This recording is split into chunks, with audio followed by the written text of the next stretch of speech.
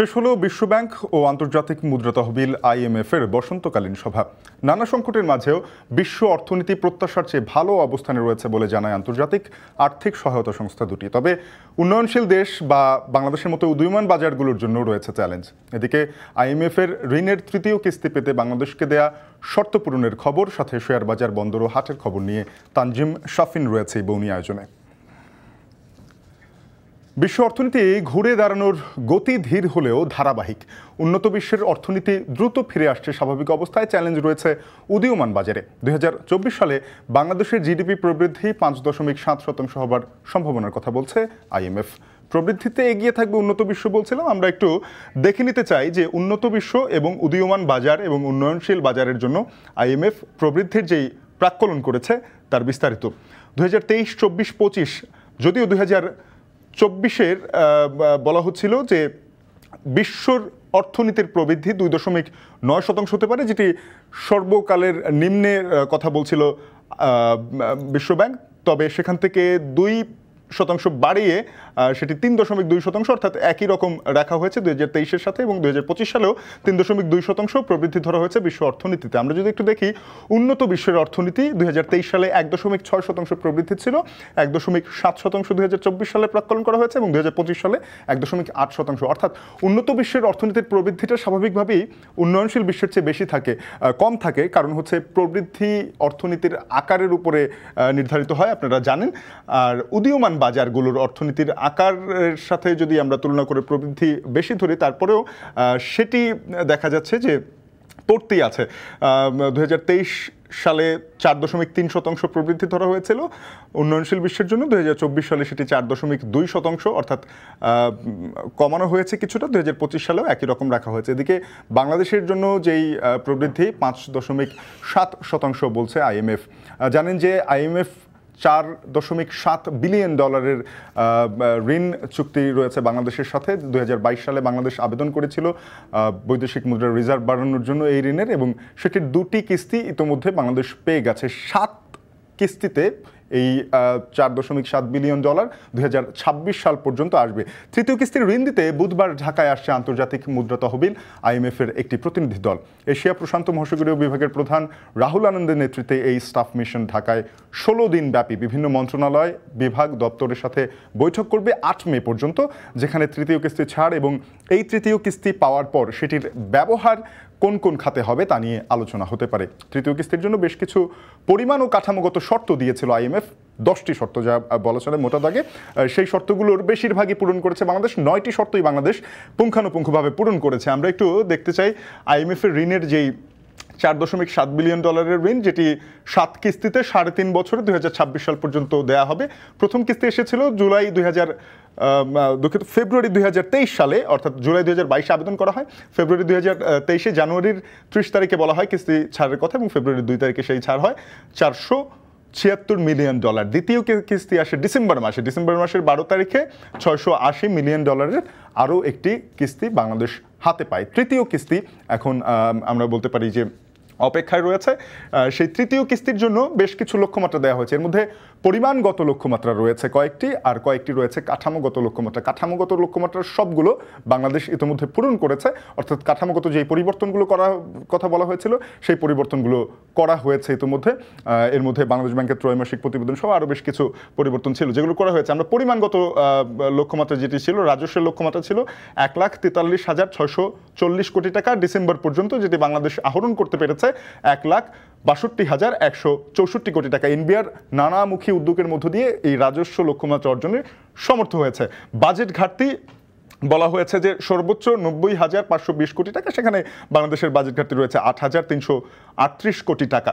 সামাজিক ব্যয় এবং মূলধন বিনিয়োগ, সামাজিক ব্যয় 50,000 কোটি টাকার বেশি বলেছিল IMF করতে হবে, সেখানে বাংলাদেশ 1 লাখ কোটি টাকার বেশি সামাজিক ব্যয় এবং মূলধন বিনিয়োগ করেছে ইতিমধ্যে। অর্থাৎ এই সকল শর্ত পূরণ হওয়ার সাপেক্ষে বাংলাদেশ জুন মাস নাগাদ পেতে পারে IMF এর তৃতীয় কিস্তি, এবং সেটি আসলে কি কি যে খাতে খরচ হবে তাও ইতিমধ্যে জানিয়ে দেওয়া হবে। আমরা একটু রিজার্ভের চিত্র দেখতে চাই। আরেকটি শর্ত যেটি ছিল সেটি হচ্ছে রিজার্ভের শর্তটি। রিজার্ভে আমরা দেখছি এখানে মোট রিজার্ভ, গ্রস রিজার্ভ যেটাকে বলা হয়, এবং BPM6 পদ্ধতি, অর্থাৎ IMF এর যে পদ্ধতি সেই অনুযায়ী রিজার্ভ। আমরা দেখছি যে এই বছর ডিসেম্বরে গত বছর $27 বিলিয়ন ছিল মোট রিজার্ভ এবং BPM-6 পদ্ধতির সেটি $21.9 বিলিয়ন।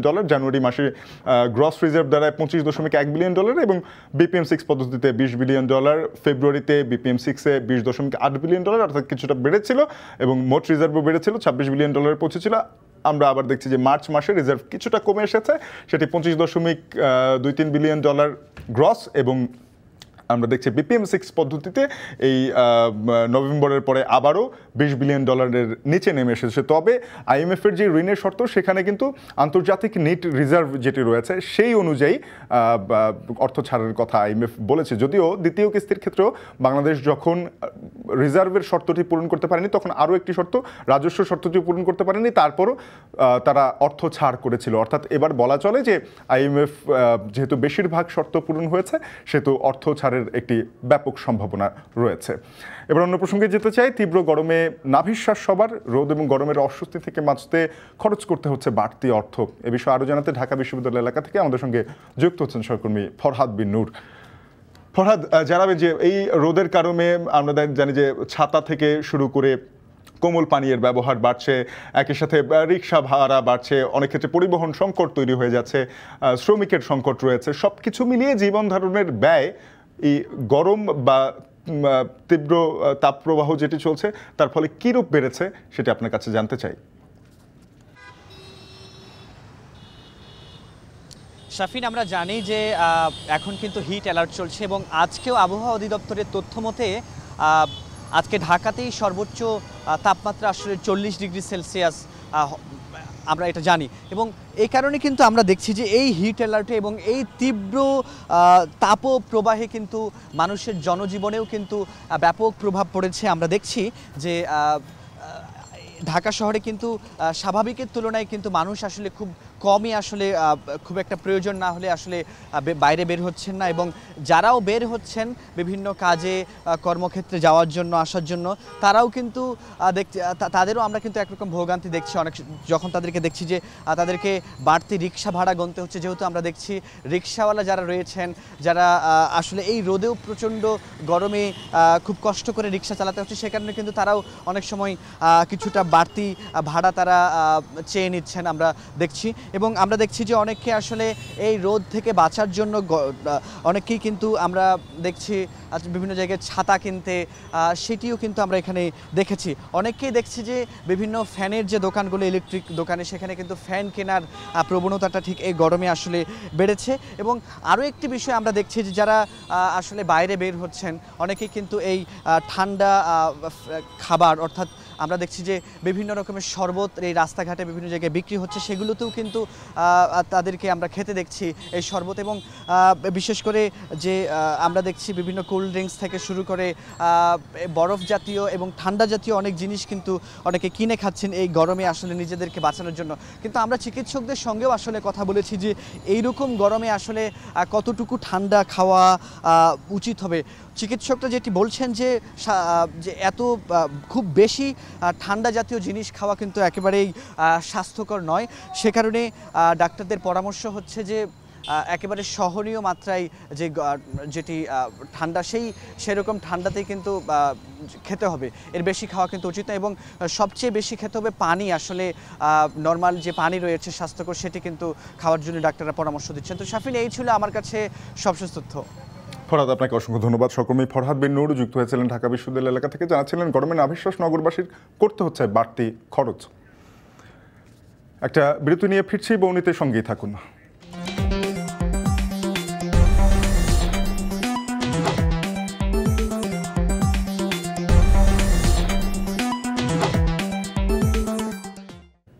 ফিরে এলাম বিরতির পর, দেখছেন বৌনি।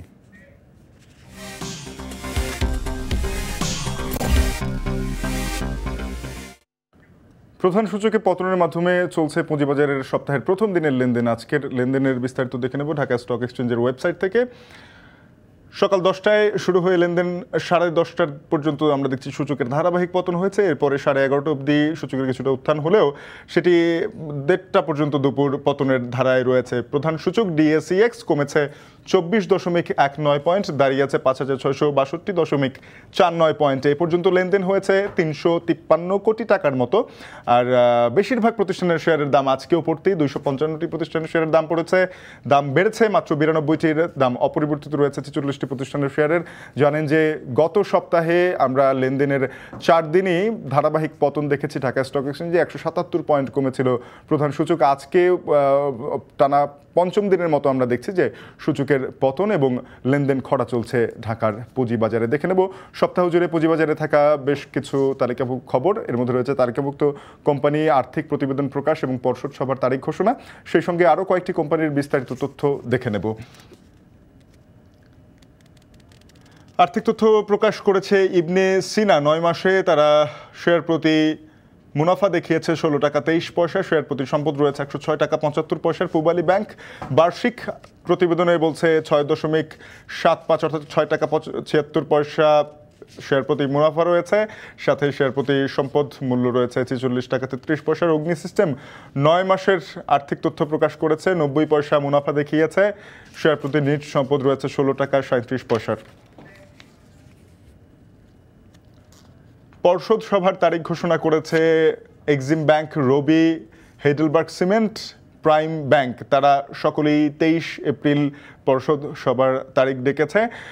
প্রাইম ব্যাংক, গ্রামীণ ফোন, সোশ্যাল ইসলামী ব্যাংক এবং বাটা ফুটওয়্যার তারা 24 তারিখে পর্ষদ সভা ঘোষণা করেছে। পূবালী ব্যাংকের লভ্যাংশ ঘোষণা 2023 হিসাব বছরের জন্য লভ্যাংশ ঘোষণা করেছে। শেয়ার হোল্ডারদের 25% লভ্যাংশ দেবে, 12.5% নগদ এবং 12.5% বোনাস লভ্যাংশ। এটা ভালো লভ্যাংশ দেবে। সমাপ্ত বছরে শেয়ার প্রতি মুনাফা হয়েছে 6 টাকা 76 পয়সা, শেয়ার প্রতি নিট সম্পদ 40 টাকা 33 পয়সা। বার্ষিক সাধারণ সভা 5 জুন।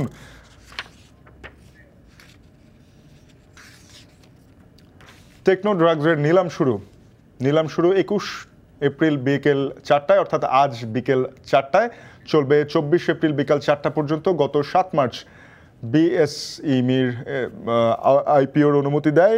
100 কোটি টাকা সংগ্রহ করবে। অর্থ দিয়ে নতুন যন্ত্রপাতি ক্রয়, নরসিংদী ফ্যাক্টরি বিএমআরই করবে। গাজীপুর ফ্যাক্টরিতে ভবন নির্মাণ করবে। আংশিক ঋণ পরিশোধ এবং ইস্যু ব্যবস্থাপনায় খরচ করবে। কোম্পানির শেয়ার প্রতি নিট সম্পদ মূল্য রয়েছে 27 টাকা 74 পয়সা। কোম্পানির শেয়ার প্রতি মুনাফা রয়েছে 2.8 টাকা। সপ্তাহের প্রথম দিনে শেয়ার দর বেড়েছে গোল্ডেন সনের। গত 5 বছরের বেশি সময় ধরে প্রতিষ্ঠানটি ব্যবসা কমেছে। এছাড়া সবশেষ 2023 সালে দিয়েছে মাত্র 1% লভ্যাংশ। এদের শেয়ার দর বৃদ্ধিকে অস্বাভাবিক বলছেন বাজার বিশ্লেষকরা। দেখে নেব কোম্পানিটির আর্থিক তথ্যের বিস্তারিত। গোল্ডেন সন গত সপ্তাহ লেনদেনের শুরুর দিকে ছিল, অর্থাৎ লেনদেন বাড়ছিল। পরিশোধিত মূলধন রয়েছে 171 কোটি 73 লাখ টাকা, শেয়ার দর 22 টাকা 40 পয়সা, শেয়ার প্রতি নিট সম্পদ 18 টাকা 76 পয়সা, শেয়ার প্রতি লোকসান রয়েছে 12 পয়সা করে। সবশেষ লভ্যাংশ 23 সালে বি ক্যাটাগরিতে রয়েছে শেয়ারটি।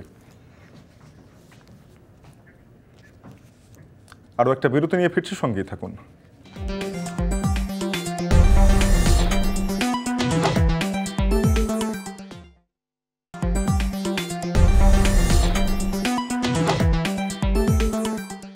ফিরে এলাম বিরতির পর, দেখছেন বৌনি।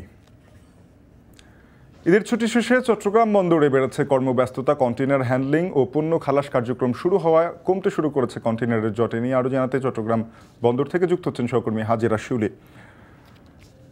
বন্দরের সার্বিক ব্যস্ততা নিয়ে জানাবেন, এবং ঈদের পরে যে জটলার কথা আপনি গত সপ্তাহেও জানাচ্ছিলেন সেটিও কমছে। বন্দরের রাজস্ব আদায় এবং ব্যবসায়ীরা সার্বিক ব্যবস্থাপনায় কতটুকু সন্তোষ প্রকাশ করছেন?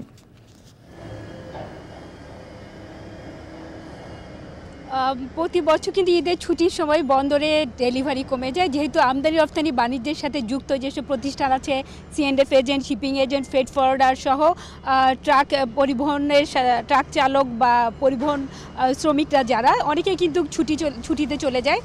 তাই বন্দরের কার্যক্রম পুরোদমে চললেও কিন্তু ডেলিভারি কমে যায়। তাই স্বাভাবিক সময়ের চেয়ে বেশি কন্টেনার জমে যায়। যদিও চট্টগ্রাম বন্দরে বর্তমানে কন্টেনার রাখার ধারণ ক্ষমতা প্রায় 54,000 টিউএসের কাছাকাছি, তবে বর্তমানে চট্টগ্রাম বন্দরে ইয়ার্ডে কন্টেনার আছে 40,000 টিউএসের মতো। এবং গত 24 ঘন্টায় ডেলিভারি হয়েছে প্রায় 3,500 টিএস কন্টেনার এবং কন্টেনার হ্যান্ডলিং হয়েছে প্রায় 7,500 টিএস। এখন যেহেতু এবং আমরা দেখতে পাচ্ছি যে গত রমজানের পর থেকে রোজার সময় থেকে কিন্তু বন্দরে আমদানি বেড়েছে এবং ঈদের আগে কিন্তু রফতানিও বেশ বেড়েছে, প্রায় 41,000 টিএস কন্টেনার রফতানি হয়েছে এবং আমাদের পোশাক রফতানিও বেড়েছে। এবং সামনে কিন্তু বন্দরের আরেকটি যে নতুন container terminal Patenga container terminal সেটিও চালু হচ্ছে। তো বর্তমানে কিন্তু কিছুদিন আগেও যেভাবে আমরা দেখতাম যে বন্দরে জেটি খালি থাকতো, বর্তমানে কিন্তু আমদানি বাড়ায় বর্তমানে সবগুলো জেটি মোটামুটি অকুপাইড, বিশেষ করে কন্টেনার করে পণ্য আমদানি বেড়েছে এবং ব্যবসায়ীরা মোটামুটি সন্তুষ্ট। এবং যেহেতু আমদানি রফতানি বাণিজ্য যখন ভালো থাকে তখন সংশ্লিষ্ট যেসব সংস্থা বা প্রতিষ্ঠান আছে তাদেরও কিন্তু রুটি যে বিষয়গুলো সেগুলো কিন্তু এর সাথে জড়িত। তাই আমদানি বাড়ায় ব্যবসায়ীরা সন্তুষ্ট। এবং তবে কাস্টমস হাউসের কার্যক্রম নিয়ে কিছুটা অসন্তোষ রয়েছে, বিশেষ করে পোশাক কারখানা মালিকদের। এবং তারা বলছে যে এইচএস কোড নিয়ে তাদের সবসময় জটিলতায় পড়তে হয়, বিশেষ করে নতুন কোনো পণ্য বা বৈচিত্র্যময় পণ্য যখন রফতানি করতে হয় তাদের এইচএস কোডের যে তালিকা থাকে সেগুলোর বাইরে চলে গেলেই অনেক সময় কাস্টমসের হয়রানি হয় এবং সেক্ষেত্রে তাদের অনেক সময় ক্ষেপণের কারণে তাদের পণ্য খালাসের ক্ষেত্রে ডিলে হয়। তো যেগুলো বন্ডের আওতায় শুল্কমুক্ত সুবিধায় যেসব কাঁচামাল বা পোশাকের কাপড় আসে সেগুলোর ক্ষেত্রে তারা আরও সহজীকরণের দাবি জানিয়েছেন। এর বাইরে আসলে চট্টগ্রাম কাস্টমস হাউসে যে কেমিক্যাল ল্যাব আছে সেই ল্যাবেরও বেশ সীমাবদ্ধতা আছে এবং সেখানে সব ধরনের পণ্য আসলে পরীক্ষা হয় না এবং পরীক্ষার ক্ষেত্রেও অনেক বেশি সময় লাগে। এবং কাস্টমসের ল্যাবের আধুনিকায়ন এবং ল্যাবের সক্ষমতা বাড়ানোর জন্য ব্যবসায়ীরা দাবি জানিয়েছেন। এর বাইরে বর্তমানে চট্টগ্রাম বন্দরে আধুনিক যন্ত্রপাতি সংযোজন হয়েছে এবং সব দিক থেকে বলা যায় আগের চেয়ে বন্দরের কার্যক্রম অনেক বেশি গতিশীল হয়েছে। সাফিন, এই ছিল আমার কাছে চট্টগ্রাম বন্দরের বর্তমান কার্যক্রম নিয়ে সব শেষ। শিউলি, আপনাকে অসংখ্য ধন্যবাদ। সহকর্মী হাজেরা শিউলি জানাচ্ছিলেন চট্টগ্রাম বন্দরে ব্যস্ততা বেড়েছে কন্টেনার হ্যান্ডলিংয়ের সাথে, জট কমেছে কন্টেনারের যেহেতু কাজের গতি বেড়েছে।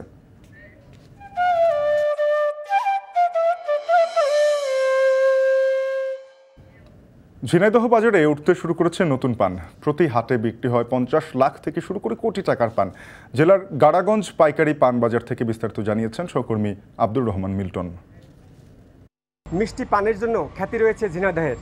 এখানকার সুস্বাদু পান ঢাকা, চট্টগ্রাম সহ দেশের নানা প্রান্তে পৌঁছে যায় এবং প্রতি হাটে 50 লক্ষ থেকে কোটি টাকার পান কেনাবেচা হয়। এই মুহূর্তে আমরা আছি ঝিনাইদহের গাড়াগঞ্জ পাইকার পানের হাটে। যারা এখানে পান ক্রেতা বিক্রেতা খুচরা ব্যবসায়ী রয়েছে তারা বলছে সকাল থেকে সন্ধ্যা পর্যন্ত পান কেনাবেচা হয় এবং সন্ধ্যার পরে ট্রাক ভর্তি করে এই পান চলে যায় দেশের নানা প্রান্তে। গাড়াগঞ্জ এই পাইকার হাটে 12টি আড়ত রয়েছে। এই 12টি আড়তে শত শত ব্যবসায়ীরা এসে কিন্তু সেখানে তারা পান বিক্রি করে। নতুন পান বাজারে উঠতে শুরু করেছে। কৃষকেরা বলছে যে প্রতি পণ পান 150 থেকে 200 টাকা এবং ভালো পান 250 টাকা দরেও বিক্রি হচ্ছে। 80টি এক পণ পান হয় এবং এখানে যে বাজার বসে গাড়াগঞ্জের পাইকারি হাট শনি, মঙ্গল এবং রবি ও বৃহস্পতিবারে 4 দিন, সপ্তাহের 4 দিন এই বাজার বসে এবং অর্ধ কোটি থেকে কোটি টাকার কেনাবেচা পর্যন্ত হয়। পান জেলার ব্র্যান্ডিং পণ্য হওয়ার কারণে কিন্তু সর্বত্রই পানের চাষ হয়ে থাকে। বেশ কয়েকটি পাইকার বাজার রয়েছে, তার মধ্যে জেলার অন্যতম এই পাইকার বাজার। ঝিনাইদহে প্রতি বছর 2400 হেক্টর জমিতে পানের চাষ হয়ে থাকে, যে পানের দাম বছরে দাঁড়ায় 850 কোটি টাকার উপরে এবং একজন কৃষক 1 বিঘা জমি থেকে প্রতি বছর 4 থেকে 5 লক্ষাধিক টাকার পান বিক্রি করতে পারে। ঝিনাইদহের গাড়াগঞ্জ পাইকারি পানের হাট থেকে নতুন পান নিয়ে কৃষক, ব্যবসায়ী এবং পাইকারদের যে মুখর হয়ে থাকে আনাগোনায় এই বাজারটি, সেসব নিয়ে আমার কাছে এই ছিল সর্বশেষ খবরাখবর। এ ছিল আজকের বৌনির আয়োজন। এখন টেলিভিশন ওয়েবসাইট দেখতে ভিজিট করুন www.ekhon.tv। এছাড়া ফেসবুকে যুক্ত থাকুন facebook.com/tv.ekhon এবং ইউটিউবে দেখুন youtube.com/c/ekhon tv।